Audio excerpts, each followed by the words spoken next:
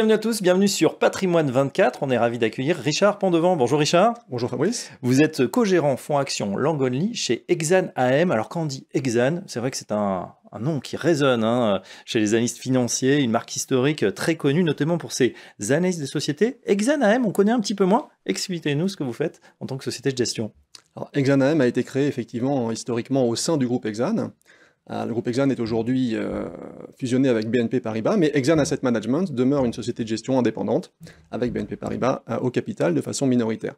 Nous avons gardé de cette époque Exane un héritage historique, un ADN, qui est effectivement celui d'analyser les sociétés secteur par secteur et d'essayer de trouver des gagnants et des perdants dans chaque secteur.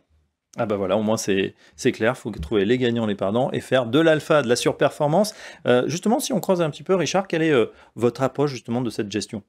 Alors, notre principe de base, c'est d'avoir spécialisé les gérants que nous recrutons secteur par secteur. Donc, un gérant est en charge d'un secteur et un seul sur lequel il a une grande expérience.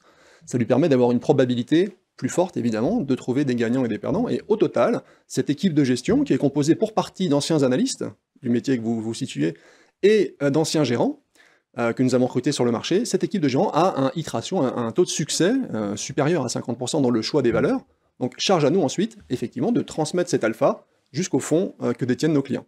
D'accord, c'est très clair. Donc, on sait maintenant ce qui vous différencie. On peut dire, du coup, que l'ADN vraiment d'Exane, de ces gérants, c'est cette spécialisation, secteur par secteur ? C'est à la fois la spécialisation des gérants secteur par secteur, et c'est aussi le fait qu'au moment de la construction de portefeuille, nous allons nous assurer qu'aucun autre biais ne vient perturber cette sélection. C'est-à-dire que quand on va vous expliquer la performance des fonds, on doit pouvoir vous dire on a eu raison ou tort sur telle ou telle valeur.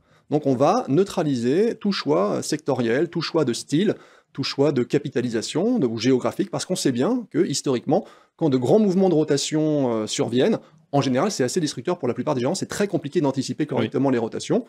Et les marchés sont devenus de plus en plus efficients depuis une vingtaine d'années. Donc nous on considère qu'il faut choisir un critère et un seul sur lequel on a une chance de surperformer. Ce critère chez nous, encore une fois, c'est la sélection de valeurs, secteur par secteur. Donc on se tient à ça et on essaie d'éviter les autres risques.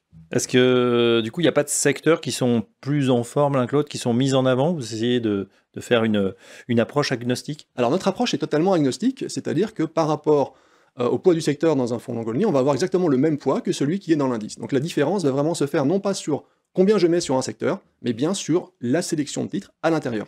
D'accord, c'est très clair. On peut maintenant voir comment ça se décline justement, quels sont les fonds que vous proposez. Alors il y a une grande gamme, on va peut-être focuser sur un ou deux fonds. Alors un fonds historique qui est très connu, c'est un fonds de performance absolue qui s'appelle Exane Pléiade. Dans ce fonds, qui est une alternative aux produits obligataires à court terme, l'investisseur va toucher le taux monétaire plus notre capacité à générer de la performance en trouvant les gagnants et les perdants. Ça, c'est un fonds performance absolue. Si on considère qu'on a commencé une baisse des taux, c'est un fonds qui retrouve de l'attrait, parce que c'est un moteur de performance qui n'a rien à voir avec le marché obligataire, c'est bien notre capacité sur le marché des actions. À l'extrémité inverse de la gamme, si vous voulez être 100% investi dans les marchés actions, et sans forcément acheter un ETF, avec cette approche, vous avez moyen d'investir dans le marché, avec un risque relatif assez faible, puisqu'on est toujours secteur neutre, mais en bénéficiant de notre capacité à sélectionner les bonnes valeurs.